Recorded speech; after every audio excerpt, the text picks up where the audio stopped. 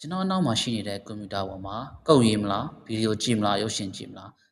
တကယ်လို့ခင်ဗျားလိုချင်တဲ့ဆိုရင် application တွေကို install လုပ်ပြီးတော့ကြိုက်တယ်လို့လုပ်လို့ရတယ်အဲ့ဒါကို general purpose computer လို့ခေါ်တယ်အခုလက်ရှိကျွန်တော်လက်ထဲမှာကင်ထားတာက aircon remote ဒီ aircon remote မှာလည်း flash memory တွေ RAM တွေ CPU တွေပါတယ်ဒါပေမဲ့အနောက်ကကွန်ပျူတာလိုမျိုးတော့လိုချင်တာတွေကိုထည့်ပြီးတော့ကြိုက်တယ်လို့ခိုင်းလို့မရဘူးသူကဒီ aircon ကိုထိန်းချုပ်ဖို့အတွက်ပဲဖန်တီးထားတဲ့စနစ်တစ်ခုပဲအဲ့ဒါကို embedded system လို့ခေါ်တယ် embedded system ဆိုတာက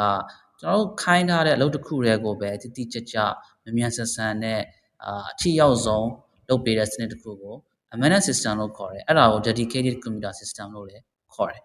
embedded system ရဲ့အရေးကြီးဆုံးစွမ်းဆောင်ရည်တစ်ခုကတော့ real time operating system လို့ခေါ်တဲ့အချိန်နဲ့တပြေးညီအလုပ်လုပ်ခြင်းပဲဥပမာဆိုကြပါတော့ကားမှာပါတဲ့ဒီ airbag လေအိတ်စနစ်ကခုကိုပြပြင်းထန်ထန်တိုက်မိသွားပြီဆိုလို့ရှိရင်လေအိတ်က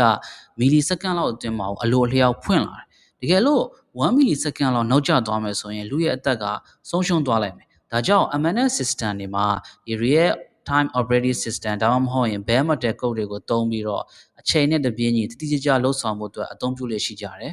embedded system တစ်ခုဖြစ်မြောက်ဖို့အတွက်အဓိကမန်နိုင်ကြီး၃ခုလိုအပ်တယ်နံပါတ်1က hardware ဒီ physical hardware တွေပေါ့သူကဒီအုံနောက်လို့ခေါ်တဲ့ microcontroller ဒါမှမဟုတ်ရင် microprocessor တွေဖြစ်လိမ့်မယ်အဲ့ဒီထဲမှာ CPU တို့ဒီ program demo flash memory တို့တွက်ချက်ဖို့အတွက် RAM တွေအားလုံးကို chip အသေးလေးတစ်ခုထဲမှာစုစည်းထားတဲ့အရာ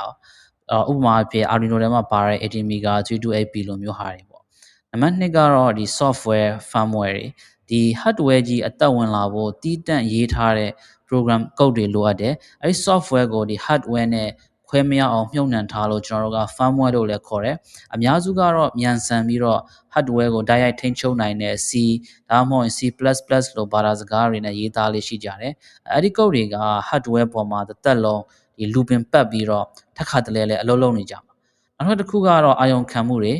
embedded system တွေကပတ်ဝန်းကျင်ကဘာနဲ့ဆက်တွယ်ဖို့လိုအပ်တယ်အဲ့ဒီအတွက် sensor တွေကိုသုံးပြီးတော့လင်းအပူအရှိန်တုံခါမှုစတဲ့အချက်အလက် input တွေကိုဖတ်တယ်ပြီးသွားရင်ရလာတဲ့အချက်အလက်တွေကိုအုံနောက်ကတွက်ချက်ပြီးတော့ဒီ actuator လို့ခေါ်တဲ့ motor တို့ဒီမီးလုံးတို့ speaker တွေကိုအမိတ်ပေးထိန်းချုပ်ပြီးတော့အောက်ပို့ထုတ်ပေးတယ်